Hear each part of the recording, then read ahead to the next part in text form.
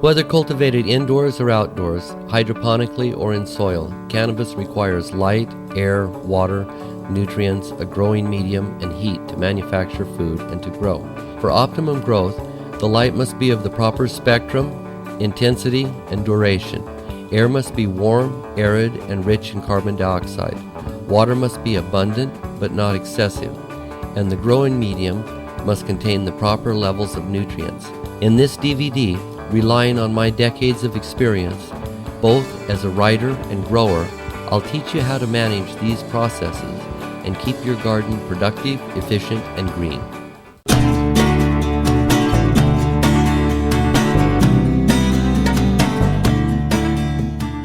In nature, cannabis is an annual plant, completing its life cycle in 1 year. A seed planted in the spring will grow strong and tall through the summer and flower in the fall. The annual cycle starts all over again when the seeds sprout the following year and includes 4 distinct growth stages. During germination, moisture, heat, and air activate hormones within the durable outer coating of the seed. Soon, the seed's coating splits, a rootlet grows downward, and a sprout with seed leaves pushes upward in search of light. The tiny seed will have to develop into a self-sufficient seedling quickly if it expects to flourish in the outside world.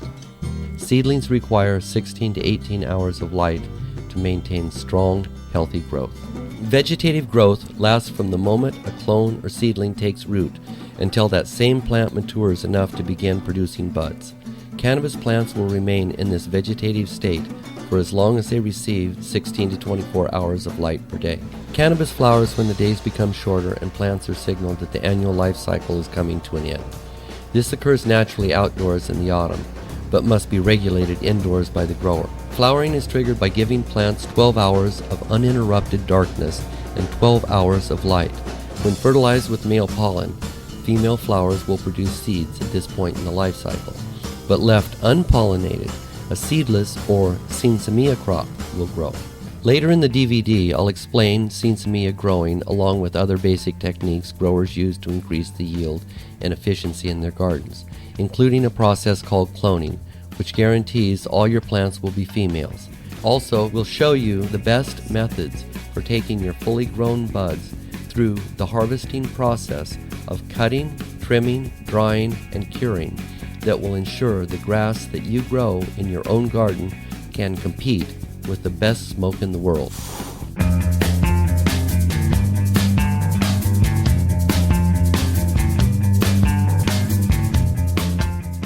Invest a day of your time, a little bit of money, and you can grow buds just like this. Hi, how you doing today? I brought you into this little garden that was put together by a grower in a single day. It can also be taken down in less than a day if need be. You can make a garden just like this one and put it together just like this grower did in one single day. Come with me and find out how. Here we are inside of an 8x8 grow room, or what's about to be. What we've done is we've framed up the bottom with 2x3s, and we'll build a complete 8x8 grow room right in front of you. The best location for a grow room is in an obscure corner of a basement, where it's easy to maintain a constant temperature year-round.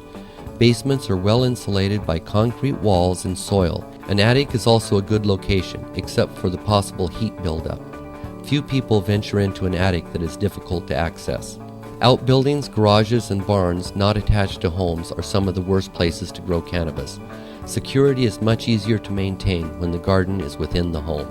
Productive growers have 2 distinct rooms within their grow operation: a vegetative cloning room and a much larger room for flowering plants. As the Trailer Park Boys from Canada can tell you, some of the best pot in the world grows in trailers. I want my kitty. Frig off, Bubbles. You gave me the cat. I didn't say you could keep him, and I don't want him living in a fucking car. Bubbles, you've got tons of cats. Let me keep He him. was a loner. I loaned him to you. Well, I need him. Look at my weed plants. One of them's dead. I don't give a flying fuck. I didn't never said you could keep him. What the hell are you doing waking me up No so cat early? of mine's gonna live in a car. Julian, Both of you guys, shut up! Ricky won't give me my kitty. Ricky, give him his cat! It's my cat now. He I gave don't it to care. me. Give him his cat! Look, see that? You know why that plant's dead? Because a squirrel peed in it. That's why I need the cat. It protects my weed plants. I got 4 plants left, guys. It's all I got left in my life. Please let me have one cat to protect my plants. Okay, I'm framing up a little grow room. Most people won't have to go to this extent, but they'll have to have something similar. So we're building basically a mock grow room.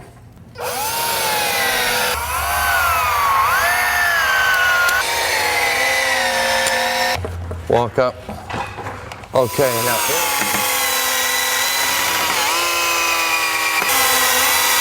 let's measure in between these studs. We're just doing this approximately. And watch the dreadlocks. They can get caught up. I'm putting this on here just to stabilize this stuff. 31 inches. Just quite a bit sturdier than it was before, yeah? And we're ready to start mounting the vent fan.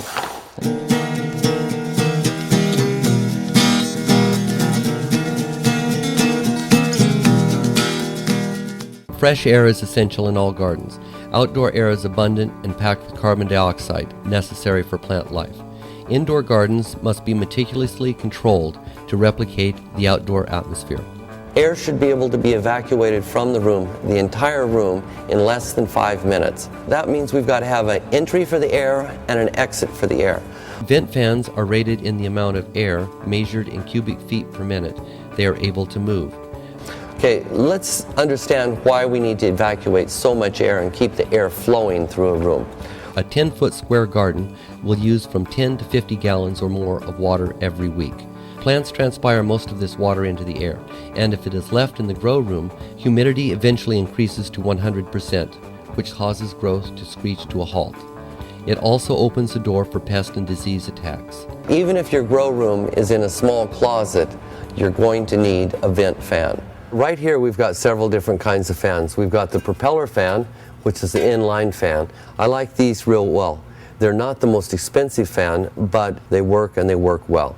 Next is the inline fan. What they have is an impeller inside, and this moves air through a duct at a high speed. These things are quiet, well balanced, and I love them. Next is a blower. This is called a squirrel cage blower because it looks like a squirrel cage and it blows out one end. They do move a heck of a lot of air quickly. These are little muffin fans, or computer fans I call them. They move quite a bit of air. They're small, they don't make a lot of noise, but you definitely can't get by with just one. And all of these are vent fans. They move the air from inside the room to outside the room. To install, run the duct the shortest possible distance and keep curves to a minimum. Well, this 6-inch ducting comes about 6 feet through this plastic PVC wall, turns the corner, and goes right into this hole here in the chimney. First it's cleaned with a charcoal filter, then it's vented out this chimney.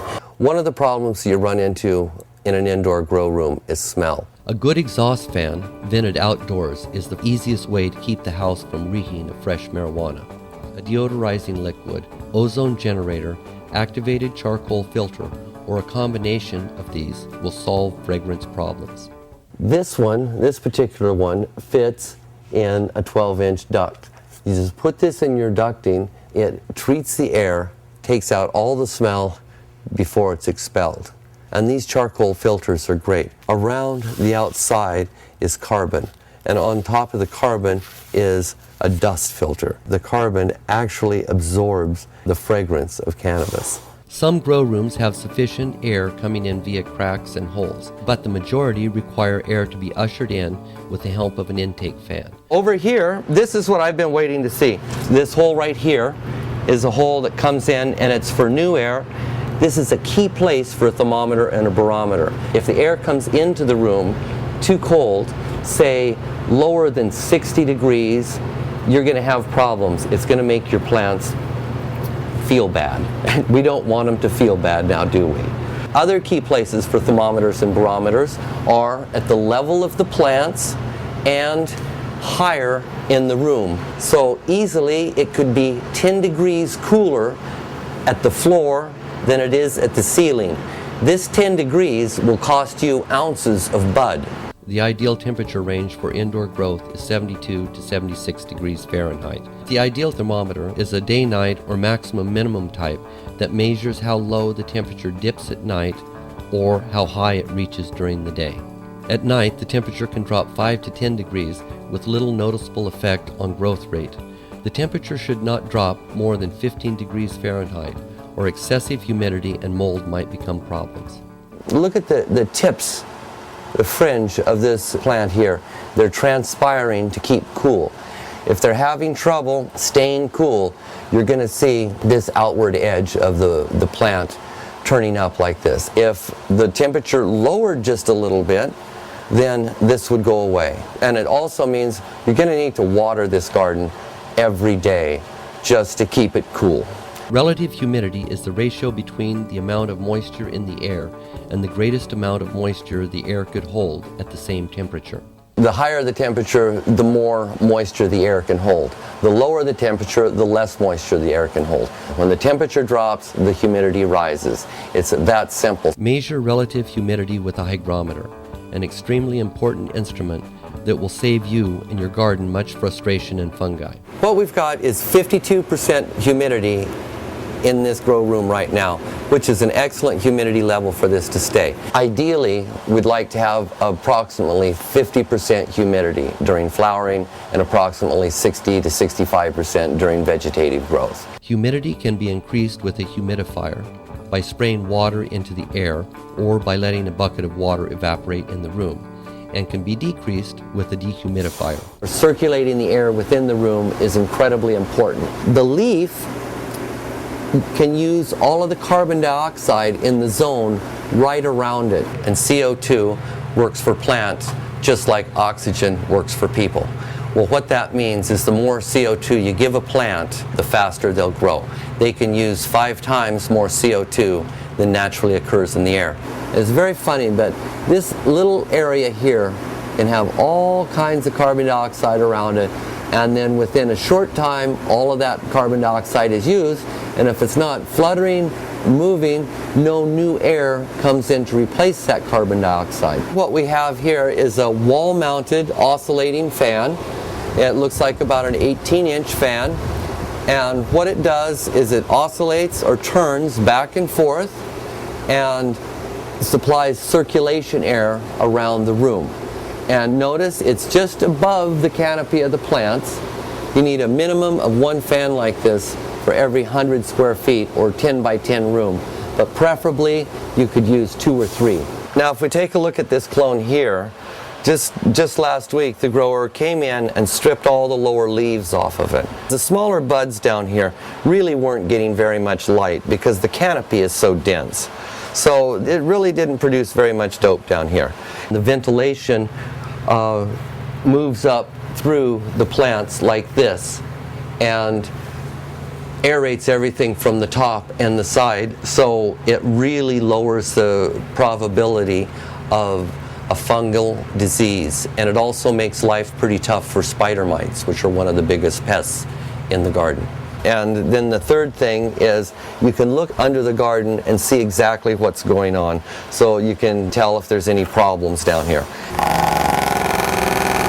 Always make sure to have plastic blades on your fan, because when you put your finger in them, it won't hurt as much. Also, I like to have a shroud around this that protects you, because when you back into the damn thing, it's spooky, and it just might hurt you as well. It's a lot of fun to play with, but other than that, here in this high-tech grow room, what the growers decided to do is introduce carbon dioxide. But what this grower has is carbon dioxide that's built in a pressurized tank, just like a welding tank, and it comes through and it's dispersed out this tube here. He's taken the fans and put them over here at this level to blow the CO2 back this way, and another fan down low to blow it back up. What I've got here is an incredibly efficient inline fan with a 12-inch duct on it. This is the intake and this is the exhaust out this way. This I'm going to exhaust straight out the back of the room. What I'll do is I'll take this fan, put it right here in this hole where it's secure. There. Now that'll kind of hold it in place. I'll slide this 2x3 over the fan. This keeps the air from leaking in and the light from leaking out. Duct tape solves all your problems. And we do that just like this. Just put it in right around here, pack it in, and at nighttime, what I'll do is I'll go outside and take a look at this and see if there's any light leaking out around this. Okay? Since we have the duct tape handy, I always like to secure my wires everywhere because this way you're not falling over anything. On this side we've got black visqueen plastic, but on the other side it's white and reflective. This is the white visqueen plastic that's along the wall. It'll protect the wall, and as well it provides reflection. And the floor is also white visqueen plastic, which will protect the carpet. But all I'm doing is taking this roll, rolling it around the room like this, and measuring approximately how much I'll need. Make a little bit longer piece, and then I'll just cut it down like this. Try to keep it as straight as possible. And we want the white to the inside and the dark to the outside. So just tack this up right here, quick and easy. Put a couple staples in it. And then I'll tack it up several places around up high. Staple it in. I just take my scissors and cut right down this way. So this goes right around here. Watch your fingers. You don't want to smoke too many joints, and staple your fingers to the wall. Okay, that's our last one. Now I'm just going to go through again and staple all of this and do these here. And then I'll put a couple more. Let's see. Well, now our walls are in place. It's a simple PVC plastic. I've put duct tape here so I can run the staples through them, and the staples will not pull out this way, or they're much more difficult to pull out. Gives us a lot more strength. Then I put a few other staples here just to tack it down. Now our next step is going to be to hang all of our electrical appliances right on this wall here.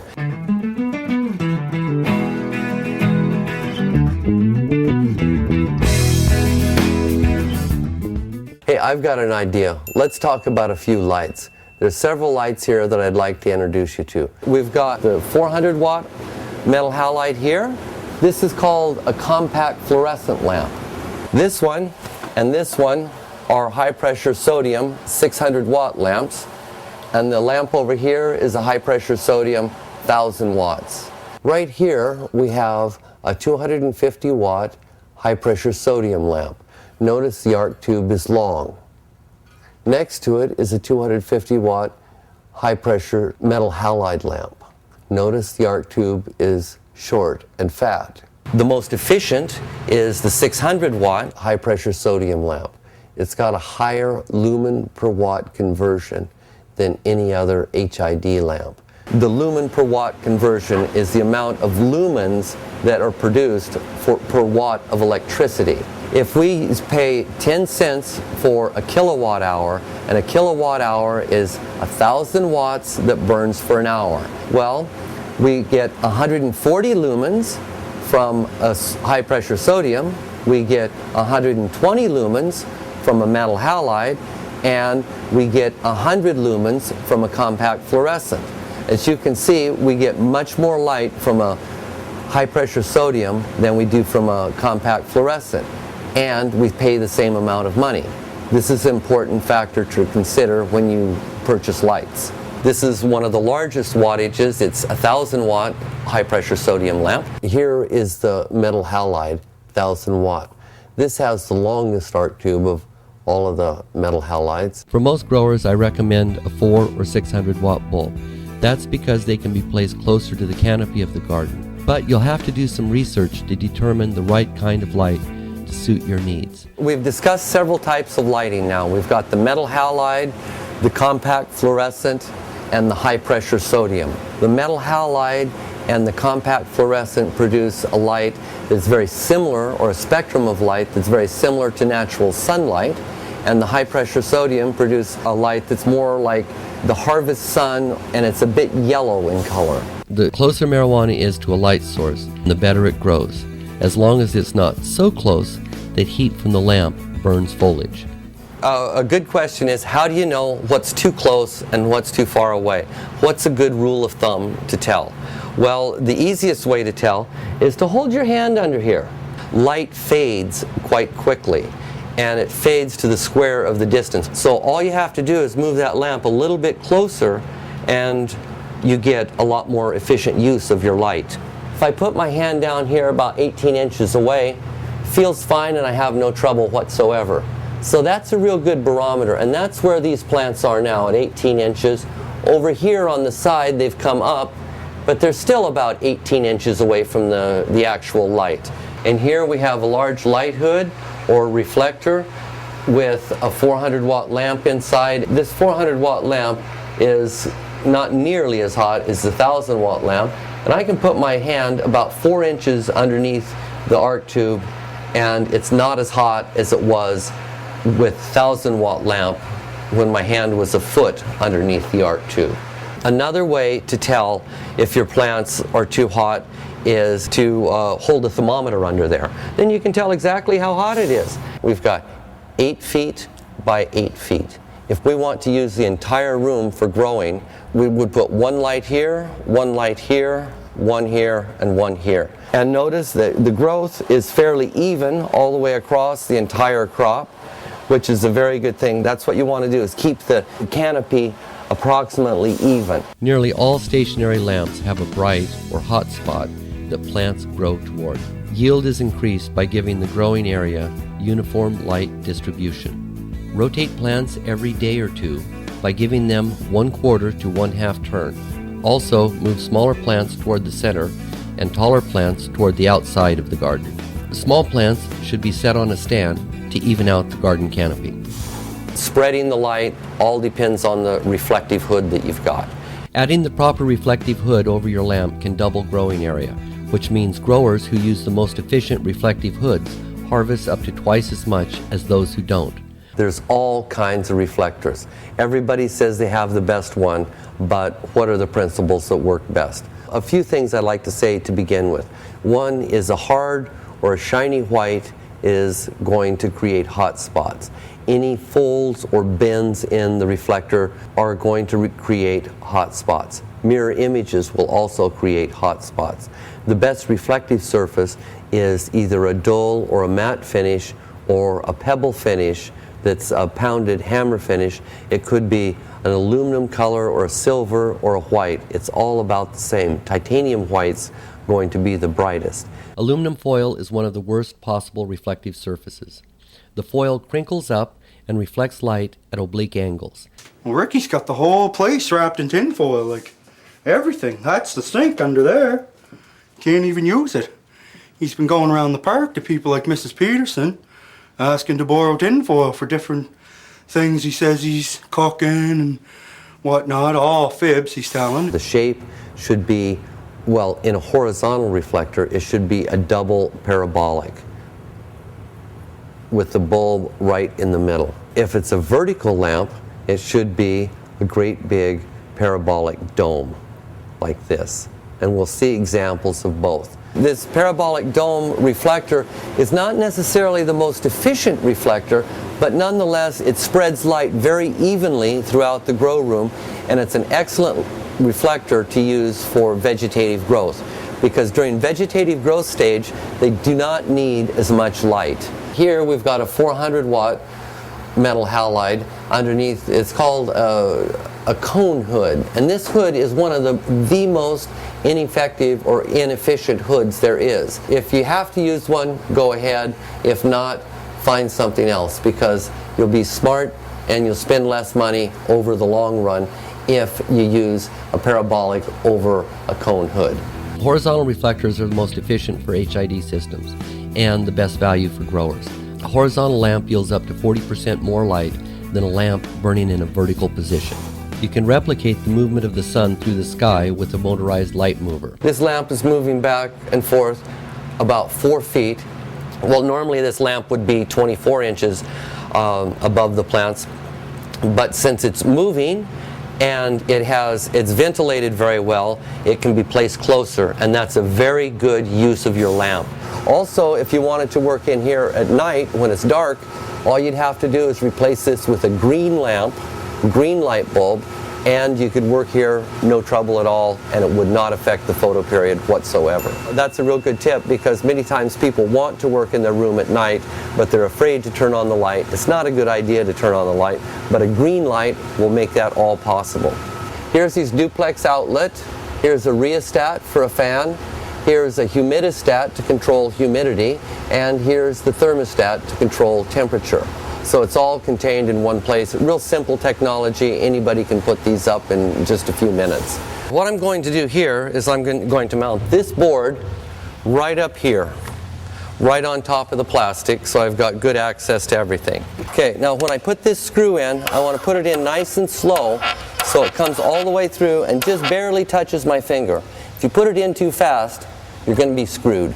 The third screw and the fourth. Okay? It's too far. Oh no, we're fine. There. Now notice that the electricity comes right through the side of the wall. This is very, very convenient. So I pull my cord out here, plug in the fan, and then the lamp, which I'll mount right now, will be plugged in to this timer. The timer is very necessary to play the role of Mother Nature, because in the flowering room we need to have 12 hours dark and 12 hours light.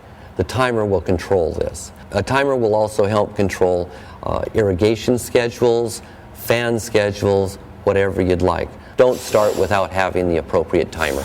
This 8x8 room could use 4 600-watt lamps. Now, what we've decided to do for the sake of demonstration is to hang one lamp, show you exactly how it's done, do a real nice job of it, and then let you decide how many lamps you'd like to hang yourself. What we have here is a 600-watt high-pressure sodium ballast. The ballast regulates the flow and the voltage of electricity. The electricity comes in through this heavy-duty grounded plug, transforms the energy into something that the lamp can use, and sends it out this cord here. Now this socket is just like your ordinary household socket, except it's much larger, and it's made from porcelain, and it's heavy duty. Now here's our bulb, 600-watt high-pressure sodium bulb. We put this bulb inside the mogul socket. This is a lightweight aluminum reflector that is easy to hang, but it's not so light that it will move around when the air blows. And that's where I'm going to mount it. Screw in, screw out. Now I've got a nice little hole started for my hook, and I'll just put this one in by hand. And I'll just tie a quick little granny knot here. You can use a square knot or a bowline, whatever you like, but there's no way that this is going to slip. Now the next step is to hang the lamp. Now I just run this cord over to the hook, make a little loop here, approximately where I want the lamp to be, and hook it there. Now I'll leave a long tail on this that I can easily make more knots in or more loops in, but I can adjust the level of the lamp very easily now. I just put the bulb in and turn it.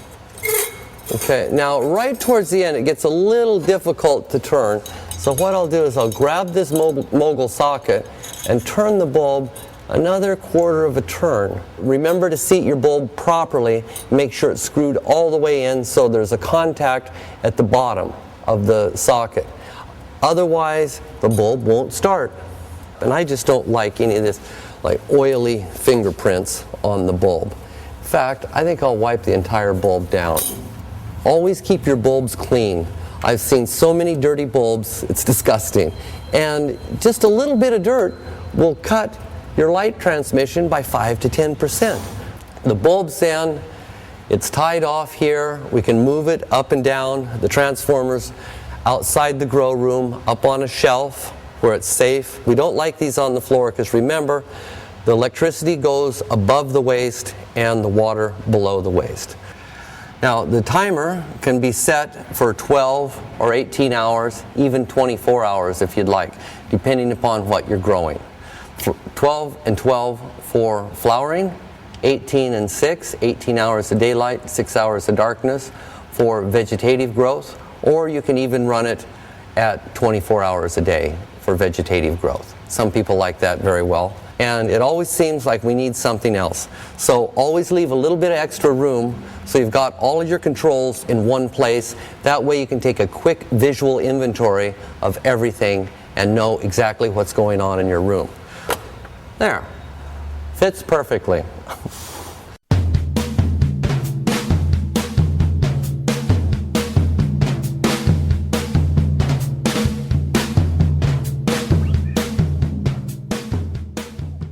Growing in inexpensive, readily available containers allows each plant to be cared for individually, including the water and nutrient regimen. Weak, sick, and problem plants are easy to cull from the garden. What this does is it gives you the ability to put the plants where you want them. And if they're planted in the ground, you don't have that ability. Container preference is often a matter of convenience, cost, and availability. The rule of thumb is to have approximately 1 gallon of container for each month that the plant's alive. Now this pot is a 3-gallon container. Okay, so what this means is this plant can grow in here easily for another couple of months, no problem. The reason these containers are normally black is so that the roots inside the container receive no light. This is very important. Roots cannot have light. Growers prefer pots that are taller than they are wide because they allow the cannabis root system to penetrate deeply. One of the first things we need to consider when we look at containers are the drainage holes. Drainage holes are incredibly important, and we have to have an adequate amount. Containers should have at least 2 half-inch holes per square foot of bottom. What we need to do is continually pour more water and nutrients on the top and let it drain out the bottom. The container should also have a saucer underneath to contain some of the runoff water. Now, if the water stays in the bottom, it'll rot the roots. It's that simple. Notice also that the plants are put in here about as tight as you can get them because they really do not need much space when they're small. Huddle small, containerized plants tightly together under the brightest area below the HID lamp and move them further apart as they grow. In general, each 40-inch square space will hold from 16 to 32 plants. Now let's look at growing mediums. There's 2 basic kinds of growing mediums. First is a soilless mix. This is a medium that does not have any elements in it that will react with the plant. So you can fertilize it and that's it. You have complete control. This is what hydroponic gardens use. Soilless mixes are inexpensive, lightweight, and sterile growing mediums. You've got rock wool, which is spun rock fiber. You've got coconut husks that have been cleaned up and pressed together. And then you've got something like this, which is a mix of several components, mainly perlite and peat moss. Texture of soilless mixes should be coarse, light, and spongy to allow drainage and sufficient moisture and air retention. The next type is an organic medium. Many people prefer organic soil. I like organic soil real well, but I have to be careful with it just like you should. So if you're a new grower, first-time grower, I would suggest that you try a simple soilless mix that holds water evenly and drains well. The pH scale from 1 to 14 measures acid to alkaline balance. 1 is most acidic, 7 is neutral, and 14 most alkaline. Cannabis flourishes when the pH is between 6.5 and 7. Hydroponic solutions perform best in a slightly lower pH range, from 5.8 to 6.8. Measure the pH with a soil test kit, litmus paper, or electronic pH tester. Accurate measurement and control is essential to a strong, healthy garden. Here's a dynamic example of pH and why you should control it. Notice that these little plants are all yellow. Well, the reason they're yellow is because the pH is too low, and since the pH is too low, the nitrogen is locked out. That's why they're yellow. The easiest way to stabilize the pH of a soil that's too acidic is to mix 1 cup of fine dolomite lime per cubic foot of soil. The easiest way to stabilize soil pH that's too base is to add a fertilizer that contains sulfur. Ideally, soil temperature should range between 60 and 70 degrees Fahrenheit. If it starts getting up to 75 degrees, you're going to have problems. You're going to have a lot more insect trouble, and you're going to have fungus problems and basically rot. Soil amendments increase the soil's air, water, and nutrient retaining abilities. Mineral amendments are near neutral on the pH scale and contain few, if any, available nutrients. Organic soil amendments contain carbon and break down through bacterial activity. To improve drainage, mix 10 to 20% coarse perlite into soilless mix before planting. These are a little dry, and so we can pull this out right here and take a look at the root mass down here. They're a little bit dry, but this plant's 9 months old, and the good part is it's not quite pot bound. We can look at the bottom here and we can see some thin roots, but it looks all right. It looks all right. This plant can grow for another couple of months and do just fine. When you throw your garbage out, you want to make sure that there's no telltale signs of growing. Conceal everything. Take the plants, grind them up, compost them, take the stems, grind them up, and remove them from your property. Any type of signal to the police, because remember, they can go through your garbage. I've taken 16 pots and put them at equidistance underneath the lamp in a 4x4 quadrant. Got the sunshine mix right here. Let's bring it into the grow room and set it down. Let's just start filling these up, and notice some of the soil will come out the bottom, or soilless mix will come out the bottom, but that's okay. With just a little bit of care, we can keep the mess to a minimum.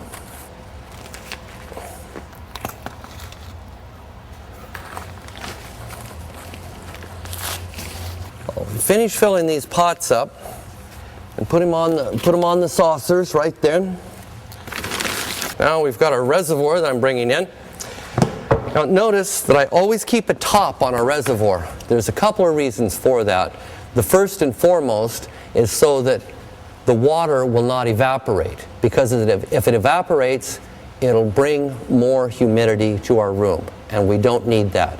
Second reason that we keep this covered is so that nothing falls in it. Got a little container in here, a little watering can. It's the only one we could find, so don't laugh.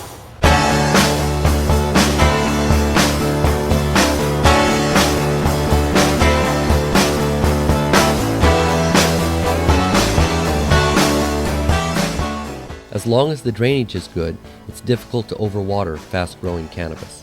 Gently break up and cultivate the top half-inch of soil surface with your fingers to allow water to penetrate evenly and guard against dry soil pockets.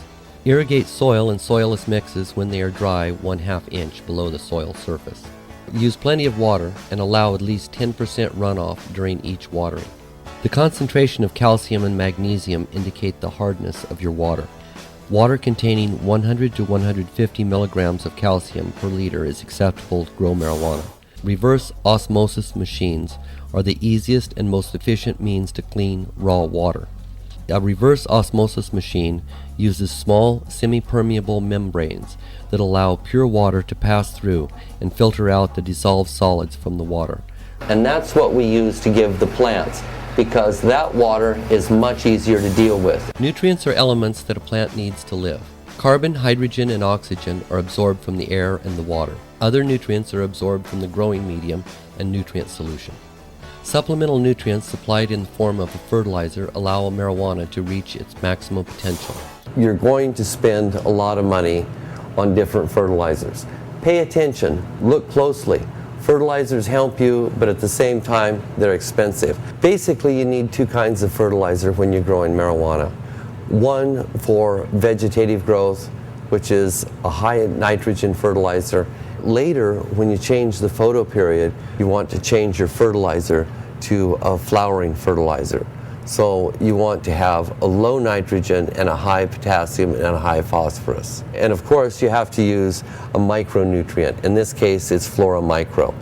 And you can also get a hard water formula and a regular or a soft water formula. If plants are growing well and have deep green, healthy leaves, they are probably getting enough nutrients. The moment growth slows or leaves begin to turn pale green, it is time to fertilize. These plants have been flowering 8.5 weeks, and we'll notice what they look like. All of the leaves, the large fan leaves or small water leaves around the outside of the bud, are turning yellow. This is from lack of nitrogen. Experimenting on 2 or 3 test plants is the best way to gain experience and develop your horticultural skills. Give the test plants some fertilizer and see if they green up and grow faster. You should notice a change within 3 or 4 days. Well, if your plants are thirsty, they may care for a little bit of tea.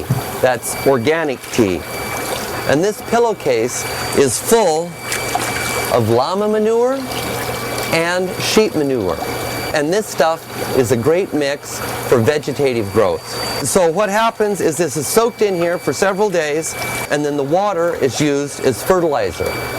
Great stuff, and they can put it on really heavy. Now for flowering, what this grower will do is use llama manure and bat guano.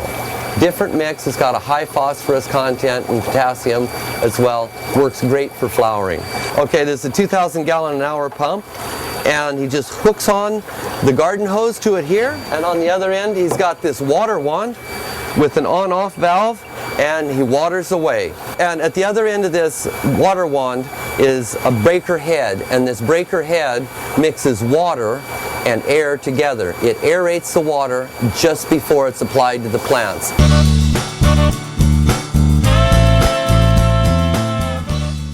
Hydroponics is the science of growing plants without soil. Hydroponic gardening can be more productive than soil gardening, but it's not nearly as forgiving.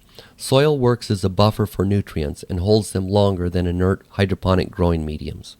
Inert soilless hydroponic mediums contain essentially no nutrients. All the nutrients are supplied via nutrient solution. Contrary to popular belief, hydroponic gardens often require more care than soil gardens. Because plants grow faster, there are more things to check, and there are more things to go wrong. Hydroponic systems are distinguished by the way nutrient solution is applied. Passive systems have no moving parts, so seldom does anything break or malfunction. Passive systems rely on capillary action to transfer nutrient solution from the reservoir to the growing medium. Absorbent growing mediums such as vermiculite and peat moss are ideal for passive systems. Low initial cost and low maintenance are the main reasons growers choose passive systems. Active hydroponic systems actively move the nutrient solution. Examples of active systems include flood and drain, nutrient film technique, and top feed. Active recovery systems use growing mediums that drain rapidly and hold plenty of air, such as expanded clay, pumice rock, rock wool, and coconut fiber. Ebb and flow or flood and drain hydroponic systems have proven track records as low maintenance, easy to use gardens. Individual plants in pots or rock wool cubes are set up on a special table called a growing bed that can hold 1 to 4 inches of nutrient solution. Nutrient solution is pumped onto the table or growing bed, flooding the medium from the bottom up, while also pushing out oxygen-poor air. Once the nutrient solution reaches a set level, an overflow pipe drains the excess water to the reservoir. In top-feed hydroponic systems, nutrient solution is metered out in specific doses and delivered via spaghetti tubing or an emitter placed at the base of individual plants. Aerated nutrient solution flows into the growing medium where it is taken up by roots. The runoff nutrient solution is directed back to the reservoir as soon as it drains from the growing medium. Rock wool, coconut fiber, and expanded clay are the most common growing mediums found in top feed systems. NFT hydroponic systems supply aerated nutrient solution to roots located in gullies. Seedlings or cuttings with a strong root system are placed on capillary matting located on the bottom of a covered channel. Constantly aerated nutrient solution flows down the channel or gully over and around the roots and back to the reservoir. Only growers with several years' experience should try an NFT system. Growing in deep water culture is simple, easy, and productive. Seedlings and clones are held in net pots full of expanded clay pellets, rock wool, or other growing mediums. The net pots are nestled in holes in a lid that covers the reservoir, while the roots of seedlings and cuttings dangle down into the nutrient solution. A submersible pump lifts nutrient solution to the top of a discharge tube where it splashes into the access lid. Nutrient solution cascades down, wetting roots and splashing into the self-contained reservoir below. Aeroponic systems use no growing medium and offer the highest performance possible. Roots are suspended in a dark growth chamber without growing medium where they are misted with oxygen-rich nutrient solution at regular intervals. Aeroponic systems require greater attention to detail. There is no growing medium to act as a water nutrient bank, which makes the system delicate and touchy to use. If the pump fails, roots soon dry and plants suffer. And I just water this soilless mix and water the hell out of it because it's totally dry and it can take quite a bit of water. This pot can hold all the water in this container. In fact, I could even just pour it out like this. And as soon as we see water coming out the bottom, we know that we've saturated everything. And make sure it gets completely wet the first time. That's very, very important because if it doesn't get completely wet, there'll be dry soil pockets that won't hold fertilizer and the roots will not grow in there. And what I like to do to water things is give everything a little bit of water at first and then go around and water it again. That gives the water time to soak in. If you've got any problem with wetting your soil, the easiest thing to do is to add a few drops of dish soap, biodegradable dish soap in here, and that will make the water wetter and it will penetrate the soil more quickly. Except for these two walls, we have a fully functioning grow room now. We've framed everything up, we've put the walls up, the white visqueen plastic, we added our vent fan up here so it vents off the hot air. We've put our board here to mount everything we need electrical on it, our power strip, our lamp and timer, our fan up here that will be on 24 hours a day, and our thermometer and hygrometer. Now we've also got our lamp hung, and notice it's nice and even. We've got an adjustable cord that goes from here to the hook here, 16 pots here in a 4x4 quadrant. We're not going to grow any plants because it's a bad idea given our legal situation. What we've done to show you plants is to go around to different clandestine grow rooms and take our photos there so that we will not break the law. We're simple reporters.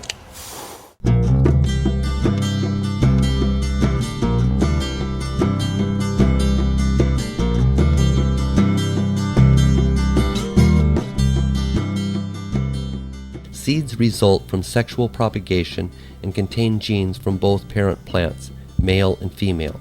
The genetics contained within the seed will dictate the resulting plant size, disease and pest resistance, root, stem, leaf, and flower production, cannabinoid level, and many other vital traits. Strong seeds produce healthy plants and heavy harvests. If it weren't for the seed companies here in Vancouver and BC, we wouldn't have been able to have access to so many different grow rooms. They really helped us out a lot, and I'd like to go through and thank each and every one of them personally. First, I'd like to start with Kind Seeds, who was nice enough to loan us quite a few things and get us into a lot of different grow rooms. The next is Reeferman Seeds, and he's done incredible things. He really helped us out. We have Next Generation Seed Company, Vancouver Island Seeds, Liberty Seeds, and then there's Legend Seeds. They helped us get into several different places. And DJ Short, creator of Blueberry. And the last one is Chimera Seeds, whose seeds you can see here in front of us, And we're fortunate enough to have Chimera here today. Hey Chimera, how you doing? Pretty good, Jorge. How are you doing? Great, great. What makes a good seed? Well, generally, just the basic is you want a good seed that's hard and dark. And you take it, you pick it up between your fingers, and you squeeze it. If it breaks, it's not a good seed. It's generally not going to be viable. Here's a shot of hash plant. Notice the seeds are just about ripe. Let me pull one of these out. Nice, solid, dark seed. Definitely ripe. That's a viable seed right now. This one is still growing and it's developing. This simple illustration of a seed reveals an embryo containing the genes and a supply of food wrapped in a protective outer coating. Mature seeds that are hard, beige to dark brown, and spotted or mottled have the highest germination rate. Soft, pale, or green seeds are usually immature and should be avoided. These seeds right here in my hand, Yeah, they're very light colored.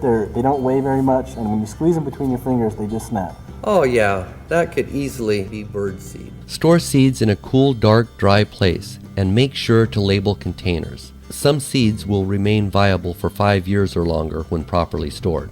Once you get a seed, once you order the seed and it comes to you, what's next? What do you do with that seed? Well, you want to get the seed into a position where it's able to grow, and that means giving it enough water that the plant can take it into the embryo and start dividing its cells and growing into a new plant. You can soak it in a glass of water, Okay. allow the cells to soften a little bit and give the plant a little kickstart into life, and then they can either be planted in a paper towel or placed directly into the growing medium.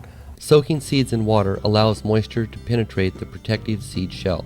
Common household water contains enough dissolved solids to nurture seeds through their first few weeks of life. For a viable seed, generally you want to find something that will sink in water. Cannabis seeds need only water, heat, and air to germinate. They do not need fertilizer, extra hormones, or any light. Properly nurtured, seeds will germinate in 2 to 7 days, in temperatures from 70 to 90 degrees Fahrenheit.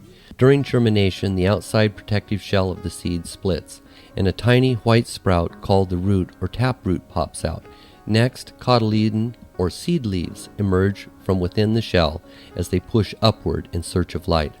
This is a germinated seed right there with a root about an inch long on it. This has been germinated for 2 to 3 days, and what I'm going to do is I'm going to take this very carefully, very tenderly with my fingers like this.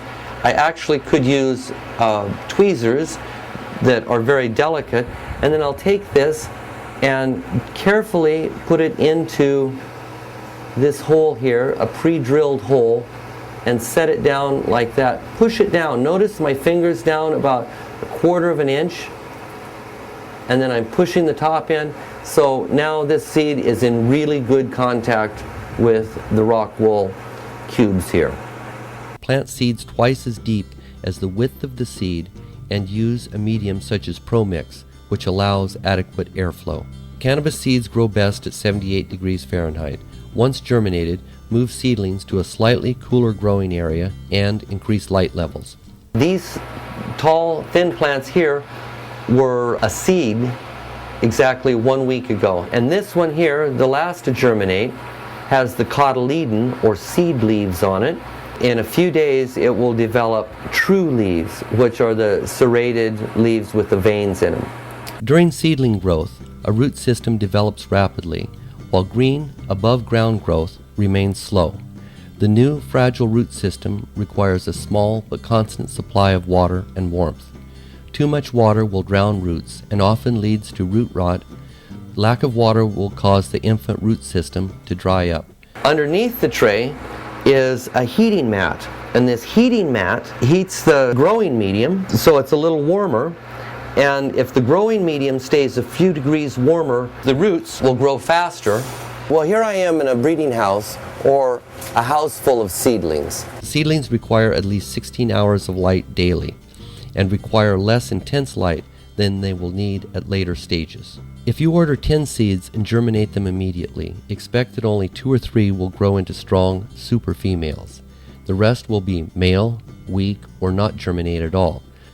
As the seedlings mature, cull any sickly, weak plants and focus attention on the remaining strong survivors. One will be more robust and potent than her siblings, and therefore be selected as the mother of countless super clones. I'll explain more in detail about cloning in a few minutes. Seeds are available everywhere. You can find them advertised in High Times magazine. You can find them on the internet. Just type in cannabis seeds and you'll see hundreds of seed companies show up. Let's have a puff of this joint before we go. I was hoping you'd ask. Let me see. Here's a lighter. Let's fire this spliff up. Oh yeah. Well, Chimera, I'd like to say thank you very much for this joint, and thanks so much for showing up and teaching us all about seeds. Anytime, my friend, anytime. I'll pass this back.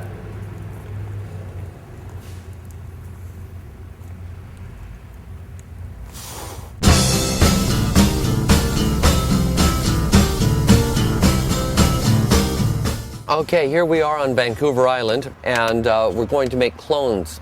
Well, the first thing we're going to do is take this chopstick, and I'll make a small hole right in the middle here. And the hole goes about half as deep as the container is. This will allow extra space for the roots to grow. Here we have an inexpensive rooting gel that we can purchase at most any nursery. So what I'm going to do is take some of this rooting hormone, and I'll pour it in a jar here. Notice I've got a fresh razor blade that I've just taken out of the cardboard, and we'll move over here and take a cutting. These plants are in the vegetative growth stage and they're mother plants. Mother plants are female plants that we know are female that we take cuttings from, and we'll show you about that. What I'm doing is making a cut here at the fourth node, 1, 2, 3, 4 nodes down, or 4 branches down from the top.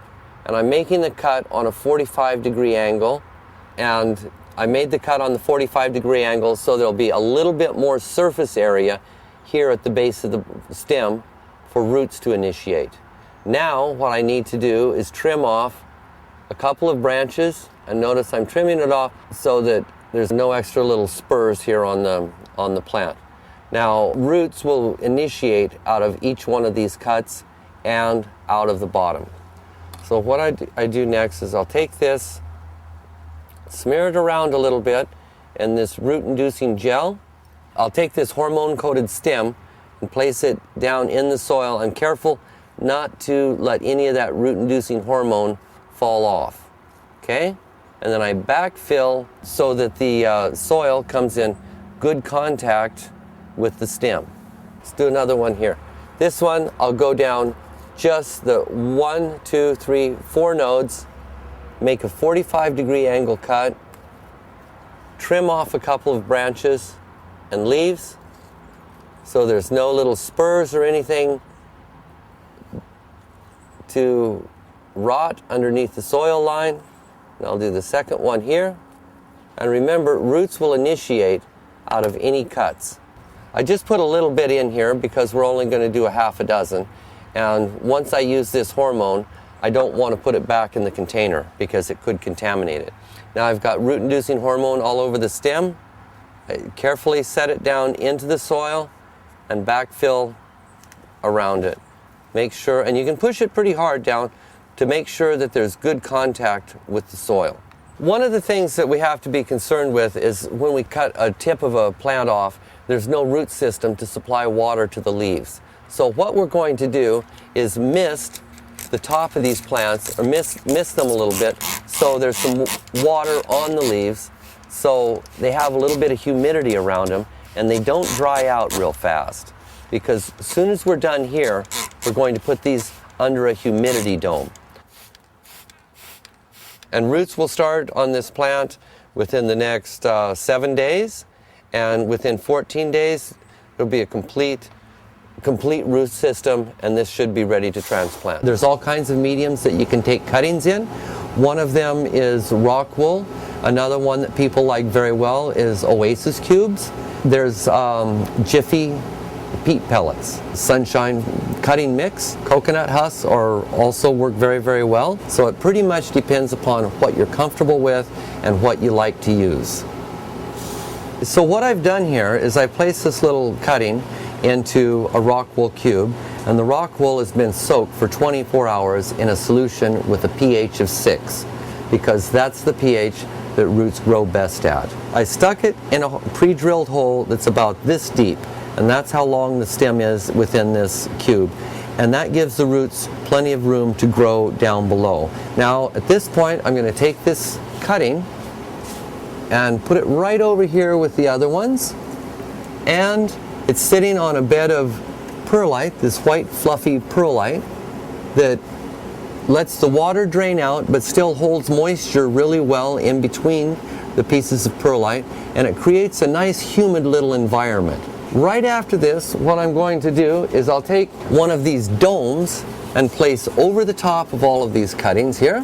What the dome does is it retains humidity within and around the plant. This is incredibly important for the first 3 days, that it has humidity of approximately 95 to 100%. Touch the top of the surface, make sure it's evenly moist. Pick one up occasionally, squeeze it, see if there's any water in there. If there's a little bit of water, fine, no problem. But moisture levels are very critical at this point. You want to pay very, very close attention to that. These humidity domes will keep the plants alive during the first 3 to 4 days after taking the cuttings. And these lights are 30 watt T12 daylight fluorescents. So it's very, very simple light that you can find just about anywhere. These little cuttings have been taken 18 days ago, and as we can see, they've already developed roots. I'm just going to lift this flat up and show you what these roots look like.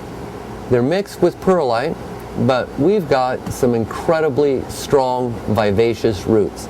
And one of the ways you can tell roots are very strong and healthy is that they're not brown, they're not discolored at all, they're bright white. It's a good one. Okay, here, let me pull this root out, or this plant out, and show you what a good set of roots look like.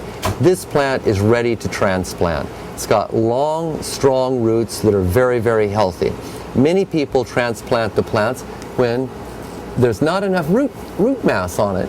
Like this, there's not quite enough roots. Well, notice this one's got quite a few more roots. This is the good plant to transplant.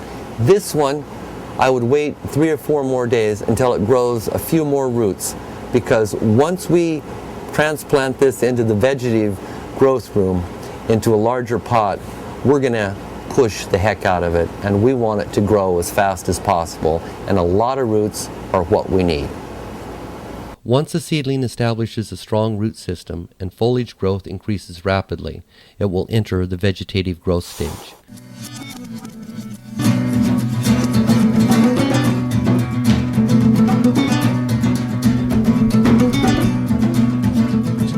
Vegetative growth is maintained with 16 hours or more of light. Marijuana will continue vegetative growth for a year or longer, theoretically forever, as long as this photoperiod is maintained. At this point, water and nutrients will be used more quickly, including nitrogen, potassium, phosphorus, calcium, magnesium, sulfur, and other trace elements. This room here is the vegetative room, or the mother room, and the clone room. And the light's on 18 hours a day, and it's off 6 hours a day. And what that does is it makes it possible for plants to continue in a vegetative stage rather than a flowering stage. Pre-flowers grow at about the 4th week of vegetative growth. This is the first sign a plant is preparing for flowering. As soon as this plant designates sex, it will show either the pollen sac with the small nub below it, or 2 hairy white female pistils. But they'll show up in this area here, approximately 3 to 4 nodes from the top of the plant. Here you see a single spike, and on the end of it, the beginning of a little pollen sac. Now, if this were a female plant, you'd see 2 little white hairs come out of there. This plant is just starting to show its sex. These are the first signs of a male plant. Notice the pollen sac that's growing from the inner node, where the leaf starts. Never let these pollen sacs open, because as soon as they do, they disperse pollen and they fertilize female plants. This is a full-fledged male. There's enough pollen right here in this one plant, this one plant, to fertilize all of the plants in this greenhouse. As you can see, there's little small pollen sacs, similar to, well, they kind of remind me of male testicles. The pollen will disperse into the air and land on the ripe, receptive female pistils. When the male pollen lands on one of these female pistils, these white little pistils, it slides down to the base, down inside the seed bracts, and at that point, a seed like this, right here, starts to develop. But at this point, the bud quits growing. All of the energy is put into seed production. And you just get a lot less resin and a lot less THC on plants that are seeded. Plus, half of the weight of the bud is seed. I don't care what the DEA says. You cannot get high on seeds. You can still clean the seeds out and smoke the pot. It's fine. But in general, we want to grow weed rather than seed. Let's grow Sinsemilla dope. That's what we want.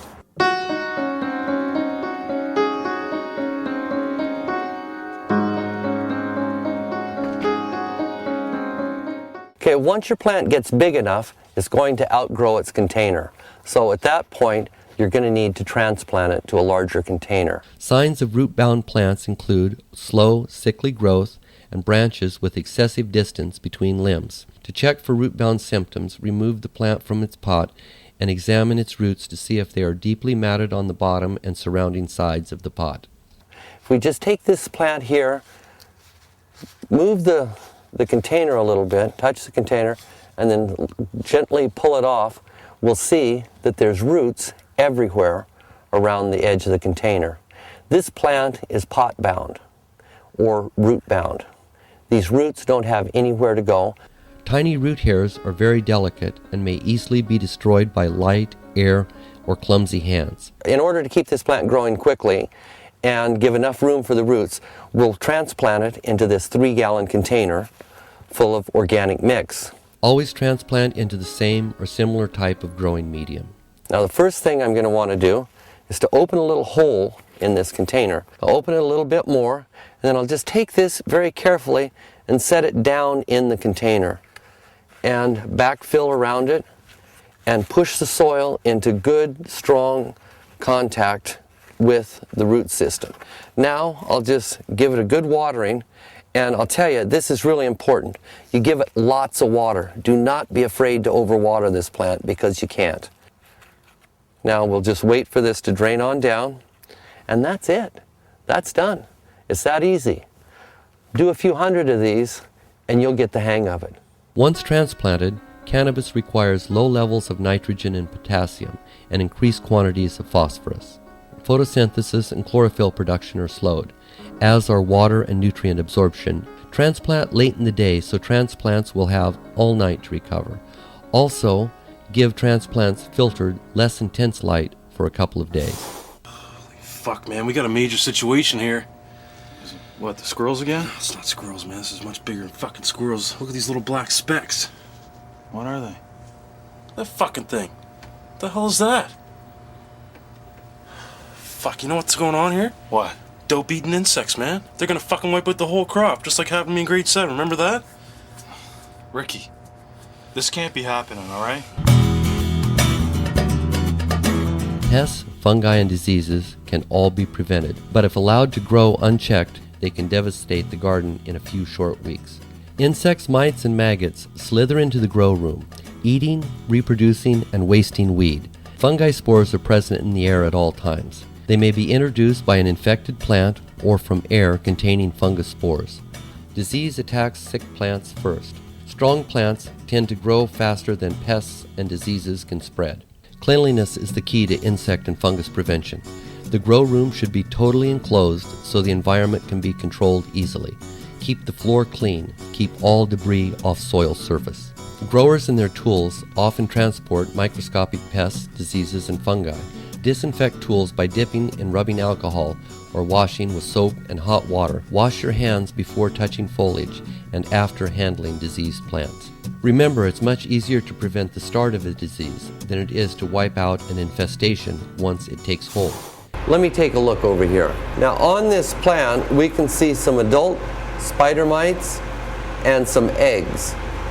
The juveniles, or the young ones, are a little more difficult to spot because they're translucent. The adults are dark in color or orangish, two-spotted, red. There's several different kinds. Normally we see the two-spotted or red spider mite. The bottom of the leaf is where they live. On the top of the leaf are the classic stipples. They're yellowish spots that the spider mites make when they rasp and suck the juices of the plant from the bottom of the leaf. And I'll have to say, this leaf is infested. Most pest insects and mites lay thousands of eggs in a short period of time, which means an infestation can happen in a matter of days. Indoor gardeners have many options to control insects and fungi.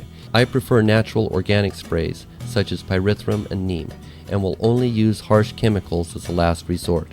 In general, sprays should be applied soon after eggs hatch, so young adults are caught in their weakest stage of life. Any spray, no matter how benign, always seems to slow plant growth a little. Spray plants as little as possible and avoid spraying for 2 weeks before harvest. Read all labels thoroughly before use.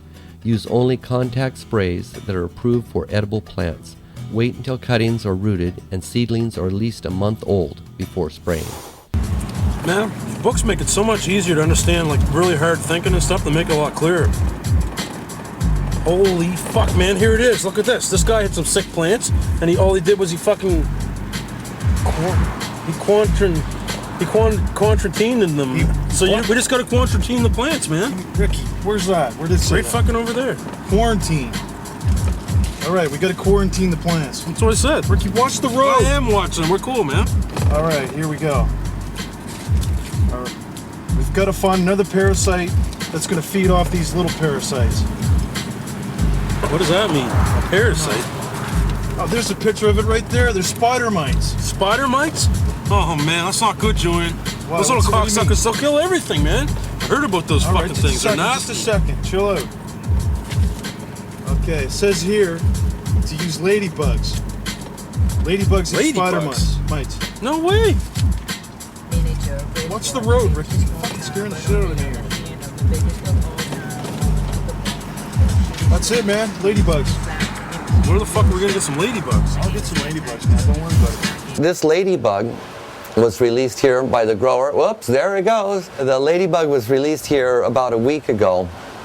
And what they do, they're on an endless mission looking for aphids. They'll also eat spider mites, but that's not their favorite food. They really like aphids. Let's just release a few of these things. I'll just put them down here on this plant and watch them run away. But if there's too many of them, one way to get rid of them, or one easy way to deal with them if you want to catch them and put them back, is you just vacuum them up. And you get them in your little clean little vacuum bag and put them back in the refrigerator. It doesn't hurt them at all. Cool. Vacuum them up.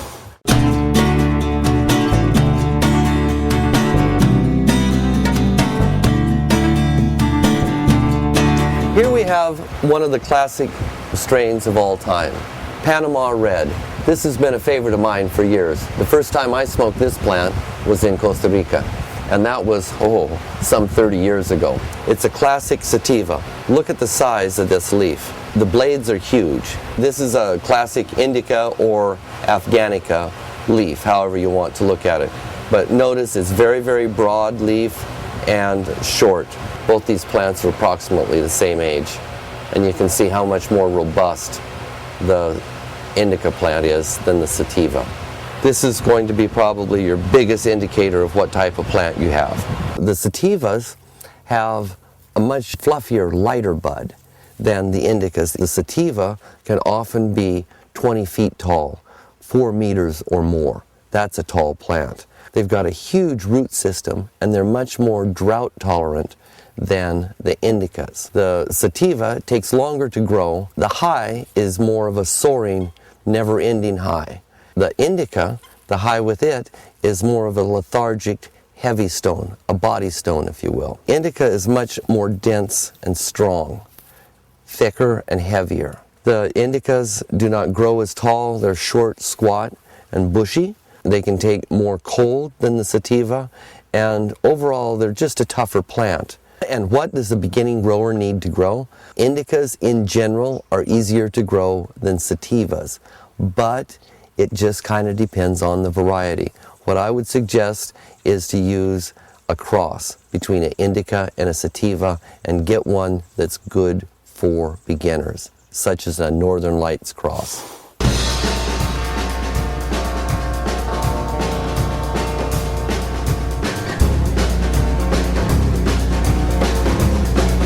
Okay, well, here we are in a flowering garden, and as you can see, the plants have budded.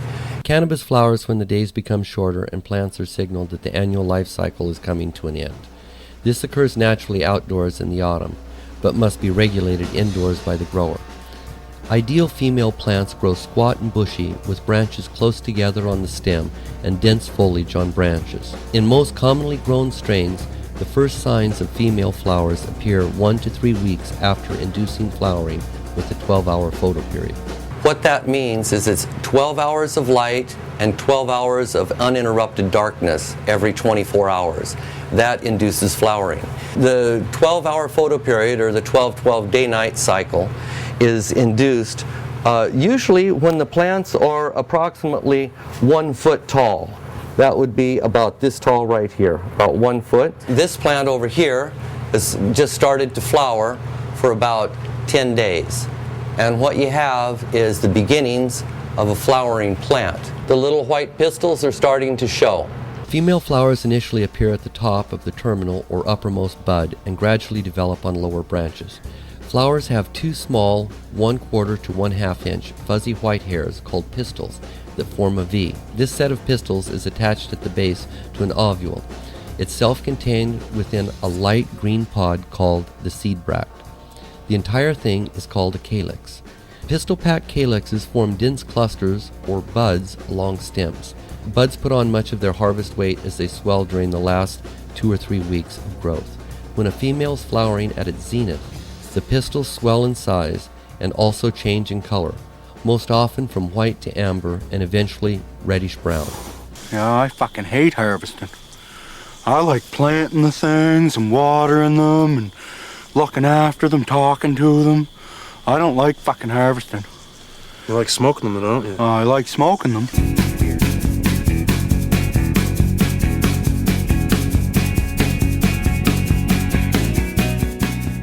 A bountiful harvest is the payoff for all the research, work, risk, and investment you put into your grow room, not to mention the long, patient wait. A well-organized harvest is essential to ensure the highest quality cannabis. The best way to tell when one of these buds is ripe is to look at the resin glands. The resin glands tell a story. To get a close-up look at resin glands, use a 10-power magnifying glass, jeweler's loupe, or a 20 to 50 power handheld microscope. Resin gland development will be in one of 3 stages: clear, milky white, and amber.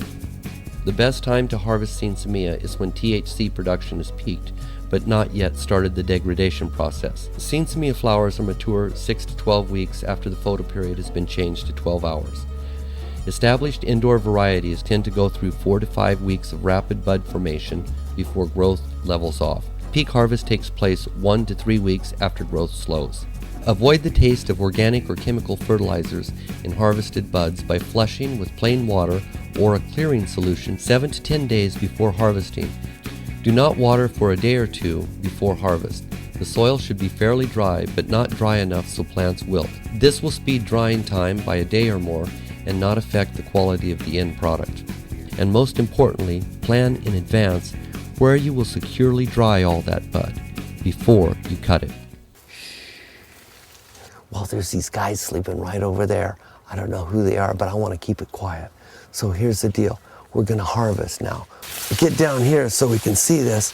Because what I'm doing is I'm going to just take these simple scissors and cut this baby at the base.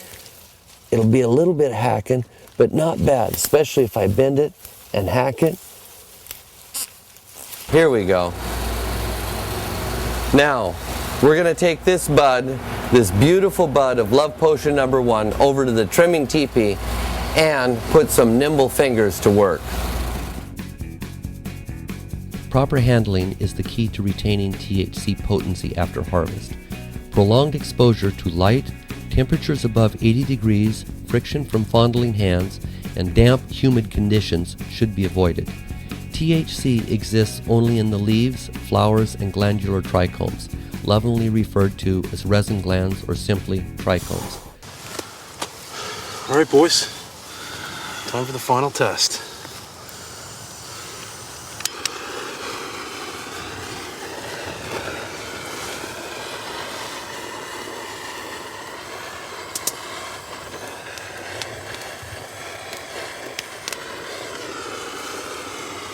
Ricky! Oh my God! Here, get up! Oh my God, boys. How was it? Ooh. Boys, that is hands down the best dope I've ever fucking smoked. Once you cut your buds off, ain't time to nuke them and get high yet. You gotta wait. You need to dry the buds. The buds take about, well, anywhere from 5 to 15 days to dry, depending upon humidity and temperature. Humidity should be somewhere between 50 and 60%, and the temperature somewhere between 65 and 85 degrees. Now let's take this harvested female into our drying teepee where we've got a little harvest party going on. Manicuring is easiest immediately after harvest, when leaves are still soft and supple. Trimming leaves immediately will also speed drying. Use a small pair of trimming scissors with small blades capable of accessing hard-to-reach leaf petioles and snipping them off at the stem. Manicure over a fine silkscreen or glass table to collect fallen resin glands, which can be smoked immediately or pressed into blocks of hash. Budget enough time to harvest and manicure your crop, so you won't have to leave the job half finished. Properly manicuring 1 pound takes from 4 to 6 hours by hand with scissors and 1 to 2 hours when using an automatic trimmer. Beginners should plan on slightly more time until they get the hang of it. What we need to do first is trim off these great big shade leaves. I always like to take them off right here at the base of the stem. If you fail to remove the stem, it shrivels and dies, attracting moisture that can in turn attract mold. Next, I'll go through and trim them on the outside. Different buds can be trimmed differently. These Afghanis are probably the easiest to trim. And then the sativas are like a lot more difficult to trim because they've got many more leaves and the buds are shaped differently. By trimming it up, we retain the bud that has the most resin, the mind-bending stuff, and get rid of the leaf, such as this one. But remember, don't throw them away because we're going to make hash with them later. But notice how I have to get in between these buds and trim that leaf right out of there and then shake it away. And then once I trim this off and clean the bud up, then I can hang them individually, hang branches this size or larger. This bud here probably weighs 10 grams, maybe 12 grams right now. Well, when it's dry, it's going to weigh 75% less. In fact, that's the way you can tell when your plants are dry. There we go. That bud's ready to dry. Fresh green marijuana is not very potent. After harvest, it must dry before smoking. What we've done so far is we've cut the crop, we've harvested it, we've trimmed it up or manicured it very closely to the bud. Now we've got to hang it to dry it. When dried relatively slowly, over 5 to 7 days, moisture evaporates evenly into the air, yielding uniformly dry buds with minimal THC decomposition. Do not dry your dope too fast. Do not turn the fan directly on it. Do not dry it in 2 or 3 days. Let it go at least 5 to 7 days, and it will become evenly dry.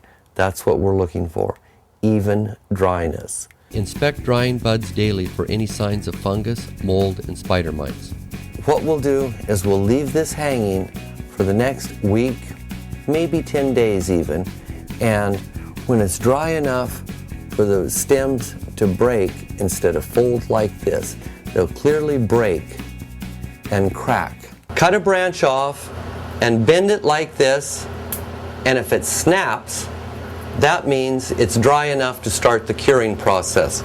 Let's try that again. Let's see if this branch snaps out here at this level. Yes, it does. Curing allows buds to dry sufficiently to prevent mold from growing even if they are stored for a long time. Cut stems into manageable lengths and place them in an airtight glass container.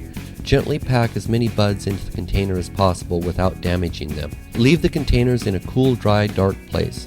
Open the container for a few minutes 2 to 4 times a day to let excess moisture escape, carefully turning them in the container so that different sides are exposed to air. Buds should be totally dry in a few days to 2 weeks. Well-cured buds have an even glow when burned, smoke smooth, and taste great. Damn, this is good dope.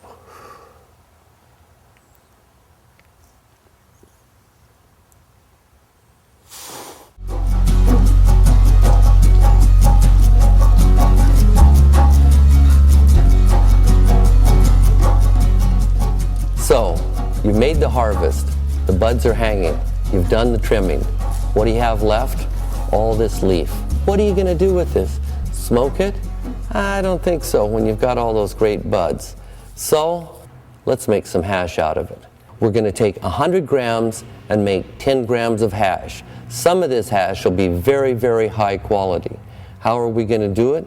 With water, cold water. What we've got is green matter that has a water base, and then on it is resin. Resin has an oil base. Well, the two do not mix, and that's the key to what we're going to do today. We've got a complete array of 8 swag bags that Kind Seed was nice enough to loan us. These bags are going to be the key to everything, because as you can see, they've got a screen on the bottom, and that's the secret. What I have here is called the work bag. The reason we call it a work bag is because it's the first bag that the shake is put into. And this is where the bulk of the green matter will wind up. This comes in a size called 220 microns. Then progressively they get smaller and smaller. First, we have to take the work bag and set it inside this 5-gallon bucket. Then we'll take ice in order to keep everything cold, nice and cold. Take a little bit more ice, put it in the bag. Next, we'll put in a little bit of water. Not too much water. We'll put the leaf in slowly. The idea is to make sure everything gets very, very wet. And in order to do that, we'll mix about half the leaf with the ice and water. Okay. But we're mixing that water and the ice and the leaf together, so everything gets exceptionally wet. Now we'll put in a little bit more ice.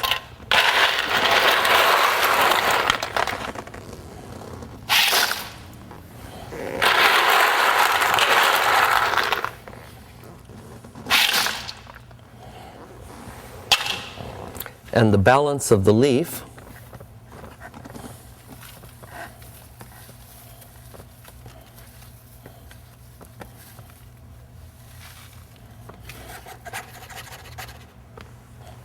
We will do this with water, pure water, that comes from reverse osmosis. This water has very, very few dissolved solids in it, or salts. That's a contaminant for your hash. And I'm mixing this by hand to make sure everything gets nice and wet and all of the foliage is totally saturated.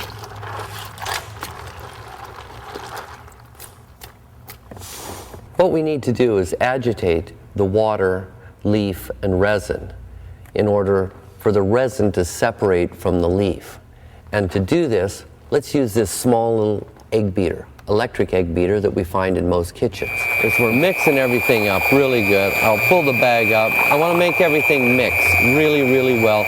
But at the same time, what I want to do is I want to make sure that the hash or the resin settles, and it settles through the sieve at the bottom. This is really important. So just sit back and wait for us to come back, because what we've got is another 10 minutes of blending. We're at about 15 minutes now with this cold leaf, and we'll see what happens. We're going to have to let it settle down through the sieve in the bottom of this bag.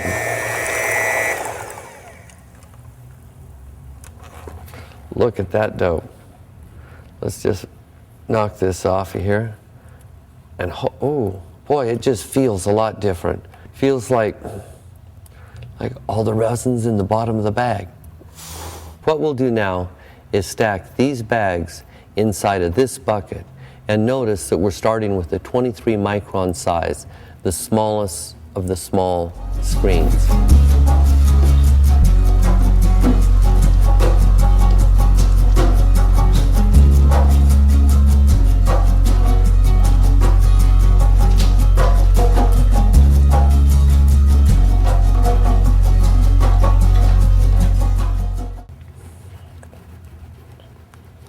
I'm just kind of shaking it easily. Anything that's down there will just come right on up. And just keep the same jigging action all the way up. Now I'm up at the top. Okay. See, I've got water draining out the bottom. Whoa, look at the color of that water. So I'm just straining this out, giving it a good squeeze. So it dries right out. I want to get everything out of there.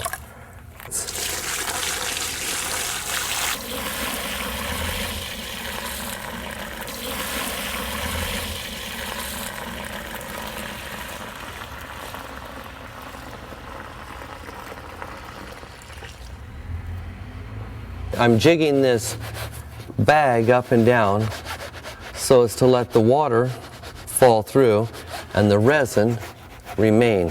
What we've got is a little bit of resin down there that we've washed up. Okay, what I'm going to do is I'm going to capture that resin, grab it, squeeze the water out of it, and set it up here on this piece of cardboard. Let's bring another bag out and see what we've got. We've got a nice little bit of hash down there. Notice it takes a little while for the water to get through the screen. This is a good thing. Look at the ball of hash in the bottom of this.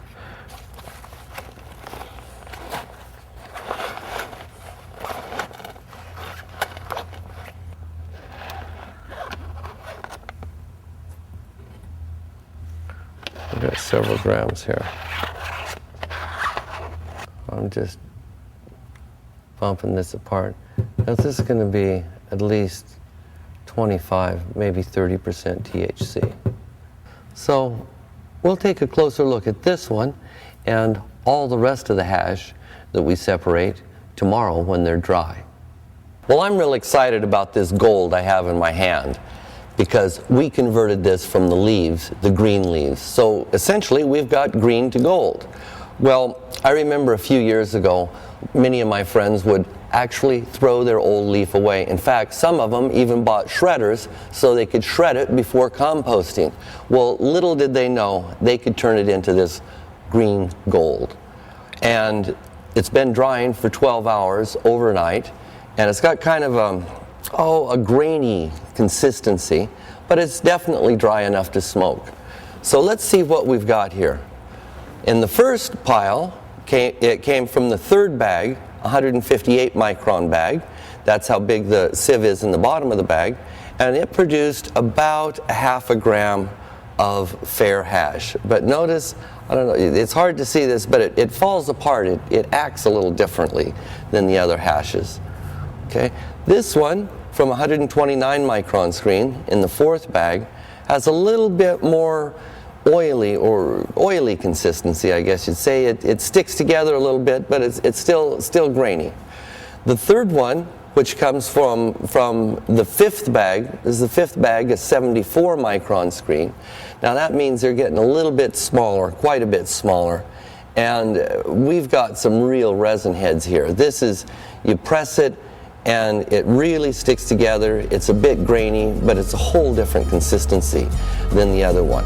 Now the sixth one, or the one from the sixth bag, is from the 46 micron screen, and it's incredibly oily, but it's not going to be quite the hash that the one in the previous one was, in the previous bag was, because it's, well, you can feel it as being oily, but one of the reasons is the heads on the heads of the resin glands are most of them are broken in this one, and it's not, and for that reason it'll be just a little less potent than the one from the 74 micron screen. Now let's see how some of this stuff tastes.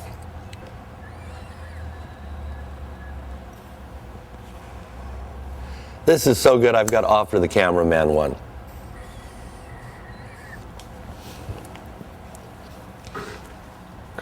Thank you. I just took a little bit. Jesus, I got so blasted on that one.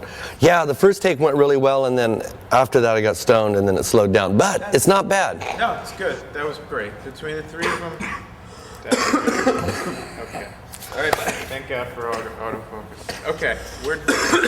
This is excellent. This is really good hash.